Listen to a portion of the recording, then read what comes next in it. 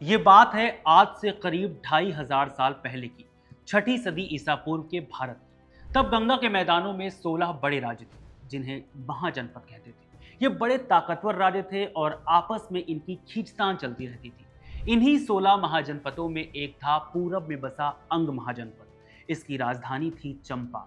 गंगा किनारे बसा एक शानदार शहर, जिसकी गिनती उस जमाने के सबसे अमीर शहरों में होती थी। चंपा के राजा थे दधिवाहन। राजा दधिवाहन की एक बेटी थी वसुमती, जिन्हें बाद में चंदना या चंद्रबाला भी कहा गया। बड़ी सुंदर और गुणी। लेकिन किस्मत का खेल देखिए। जैन कहानियों के मुताबिक पड़ोस के कौशांबी राज्य के राजा सतानिक ने चंपा पर हमला कर दिया। इस युद्ध में राजा दधिवाहन हार गए या मारे गए और चंपा पर सनातिक का राज हो गया। इस उथल पुथल में राजकुमारी अकेली पड़ गई। कहते हैं एक सैनिक उन्हें पकड़कर कौशांबी के बाजार में बेचने ले गया। कौशांबी के एक अमीर सेठ धनावा ने उन्हें खरीद तो लिया, पर अपनी बेटी की तरह रखने लगा। सेठ की पत्नी को यह बात पसंद नहीं आई। उसने वसुमती के बाल मुंडवा दिए, पैरों में बेड़ियां डाल दी। ऐसे मुश्किल दिनों में एक रोज भगवान महावीर भिक्षा मांगते हुए सेठ के घर पहुंचे। महावीर ने कई महीनों से कुछ खाया नहीं था। उन्होंने कुछ कड़े प्रण लिए थे जो पूरे नहीं हो पा रहे थे। बेड़ियों में जकड़ी सिर मुंडवाए वसुमती ने जब महावीर को देखा तो मन में बड़ी श्रद्धा जागी। उनके पास देने को कुछ था नहीं, बस थोड़े से उबले हुए उड़द रखे थे। उन्होंने वही महावीर को भेंट कर दी। कहते हैं जैसे ही महावीर ने वो भिक्षा ली, वसुमती की बेड़ियां अपने आप टूट गईं। सिर पर बाल आ गए और आसमान से फूलों की बारिश हुई।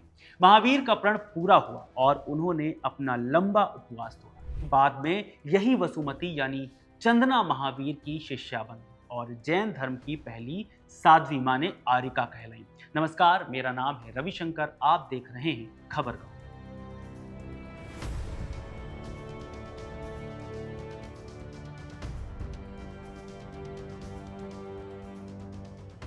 जिनमें आज जानेंगे कहानी अंग महाजनपद की। अंग का नाम हम महाभारत में सुनते हैं। ये कर्ण का राज्य था। हालांकि अंग की कहानी इतनी ही नहीं है। महाभारत की कहानियों से हटकर अंग का अपना इतिहास क्या था। आखिर ये महाजनपद कितना पुराना और कितना ताकतवर था, और सबसे बड़ा सवाल, इसके पड़ोसी मगध ने कैसे हमेशा के लिए अंग की किस्मत बदल दी। क्या हुआ अंग महाजनपद का? इन सवालों के जवाब जानेंगे आज के एपिसोड में। हर पुरानी जगह की तरह अंग महाजनपद की कहानी में भी सच और किस्से आपस में मिले हुए हैं। पुरानी कथाओं और पुराणों को देखें तो पता चलता है कि अंग का नाम इसके पहले राजा अंग के नाम पर पड़ा था। ये राजा अंग राजा बलि के पुत्र थे। वही राजा बलि जिन्हें भगवान विष्णु के वामन अवतार ने 3 पग जमीन मांगी थी। अंग का एक कनेक्शन रामायण से भी है। अंग के एक राजा लोमपाद अयोध्या के राजा दशरथ के दोस्त थे। अंग की राजधानी थी चंपा। चंपा की कहानी कुछ यूं है कि पहले अंग की राजधानी का नाम मालिनी था, लेकिन फिर अंग के एक राजा हुए चंप, जिनके नाम पर राजधानी का नाम बदलकर चंपा पड़ गया। अनियंट हिस्ट्री की बात करें तो अंग उत्तर भारत के 16 महाजनपदों में से एक था। अंग था कहां? आज के बिहार के मुंगेर और भागलपुर जिलों के आसपास।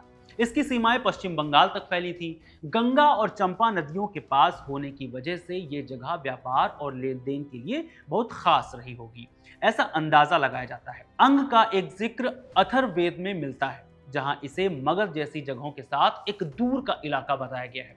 लेकिन छठी सदी ईसा पूर्व आते आते अंग एक ताकतवर महाजनपद बन चुका था। इसकी राजधानी चंपा आज के भागलपुर शहर के पास थी। चंपा उस जमाने के 6 सबसे बड़े और अमीर शहरों में से एक थी। पुरानी बौद्ध और जैन कहानियों में चंपा की शान शौकत का जिक्र मिलता है। यहाँ के व्यापारी समुद्री जहाजों से दूर देशों तक व्यापार करने जाते थे। एक जिक्र ये भी आता है कि चंपा के चारों तरफ मजबूत दीवारें बनाई गई थी। अंग के उभार के साथ ही उसके पड़ोस में ही एक और महाजनपद तेजी से सिर उठा रहा था, मगध। आने वाले वक्त में अंग और मगध की यही दुश्मनी इस इलाके की सबसे बड़ी कहानी बनने वाली थी। शुरू में तो लगता है कि अंग ज्यादा ताकतवर था। महाभारत और कुछ जातक कथाएं इशारा करती हैं कि अंग के राजा ब्रह्मदत्त ने कभी मगध को हराया भी था। एक कहानी तो यह भी कहती है कि एक जमाने में मगध की राजधानी राजगीर भी चंपा के नीचे आती थी। लेकिन यह ताकत का तराजू हमेशा एक तरफ नहीं झुका रहा। मगध धीरे धीरे इतना ताकतवर होता गया कि अंग के लिए बड़ा खतरा बन गया। अब ये टक्कर ही तय करने वाली थी कि पूर्वी भारत का असली बॉस कौन बनेगा। जैसे दो ताकतवर पड़ोसियों के बीच अक्सर होता है, अंग और मगध के रिश्ते में प्यार कम, तकरार ज्यादा थी। हाँ, शुरू में अंग ने मगध पर रौब जमाया होगा, लेकिन 6ठी सदी ईसा पूर्व के बीच तक आते आते बाजी पलटने लगी। मगध में एक नया जोरदार राजघराना सिर उठा रहा था, हर्यंक वंश, और उसका राजा था बिंबिसार। बिंबिसार सिर्फ राजा नहीं थे, होशियार और दूर की सोचने वाले थे। उन्हें समझ आ गया था कि अगर मगध को पूर्वी भारत का सबसे बड़ा पावर बनना है तो अपने पड़ोसी अंग को काबू में करना ही पड़ेगा। अंग की लोकेशन, गंगा के व्यापार वाले रास्ते पर उसका कंट्रोल और चंपा बंदरगाह की कमाई, ये सब मगध को आगे बढ़ने के लिए चाहिए थे। हेमचंद्र राय चौधरी अपनी किताब political history of ancient India में लिखते हैं कि मगध ने जब अपना राज्य फैलाना शुरू किया तो उसका पहला निशाना अंग ही बना। बौद्ध किताबें बताती हैं कि बिंबिसार ने अंग पर हमला किया और उस वक्त के अंग राजा को लड़ाई में मार डाला। ये लड़ाई अंग के इतिहास में एक बड़ा मोड़ साबित हुई। इस जीत के साथ ही बिंबिसार ने अंग महाजनपद को हमेशा के लिए मगध राज में मिला लिया। ये पुराने भारत के इतिहास की पहली बड़ी जीतों में से एक थी, जहां एक महाजनपद ने दूसरे को पूरी तरह निगल लिया।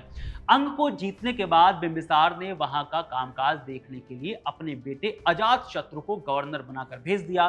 चंपा, जो कभी अंग की आजाद राजधानी थी, अब मगध राज का एक सूबाई हेडक्वार्टर बन गई। हालांकि शहर के तौर पर चंपा की अहमियत कम नहीं हुई, वो अब भी व्यापार का बड़ा सेंटर थी और बौद्ध धर्म के मानने वालों के लिए भी खास जगह बनी। कई बौद्ध कहानियों में जिक्र मिलता है कि महात्मा बुद्ध खुद चंपा आए थे और लोगों को उपदेश दिए थे।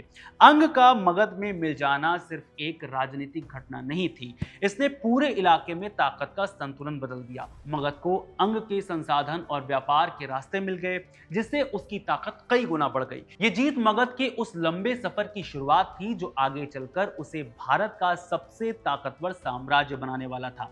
एक ऐसा साम्राज्य जिसकी नींव में अंग महाजनपद की कुर्बानी दी गई थी। अंग की अपनी अलग पहचान तो खत्म हो गई, लेकिन उसकी जमीन और उसकी राजधानी चंपा मगध और उसके बाद आने वाले बड़े साम्राज्यों के इतिहास का हिस्सा बन गई।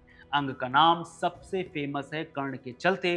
किस्सा कुछ यूं है, हस्तिनापुर में जब कौरव और पांडव राजकुमार अपने हथियार चलाने का हुनर दिखा रहे थे तो कर्ण ने अर्जुन को ललकारा, लेकिन गुरु द्रोण ने उसे सूत पुत्र यानी रथ चलाने वाले का बेटा कहकर लड़ने से रोक दिया। तब दुर्योधन आगे बढ़ा और उसने कर्ण को अपना दोस्त बनाया। पर एक दिक्कत थी, मुकाबला बराबरी वालों में होता था, राजकुमार का राजकुमार से। कर्ण तो राजा था नहीं, तो दुर्योधन ने उसी भरी सभा में ऐलान कर दिया, मैं कर्ण को अंग देश का राजा बनाता हूं। इस तरह कर्ण बन गया अंगराज कर्ण। महाभारत काल के बाद भी अंग का इलाका भारत के इतिहास का हिस्सा बन गया। मगध के बाद मौर्य आए, गुप्त आए, बड़े बड़े साम्राज्य बने और बिगड़े, लेकिन अंग उसी इलाके का नाम रहा। 7वीं सदी में जब चीन से ह्वेनसांग नाम का यात्री भारत आया तो उसने भी चेनपो यानी चंपा का जिक्र किया। वो बताता है कि उसने इस राज्य का दौरा किया, यहाँ के मठ और शहर देखे। इससे पता चलता है कि एक इलाके के तौर पर अंग की पहचान काफी लंबे समय तक बनी रही। आज भी बिहार के भागलपुर और मुंगेर क्षेत्र के लोग अपने इलाके को कर्ण की धरती मानते हैं। ये कहानी सुनकर आपको कैसा लगा, कमेंट बॉक्स में हमें जरूर बताइएगा। खबर गांव को सब्सक्राइब जरूर करिए। शुक्रिया।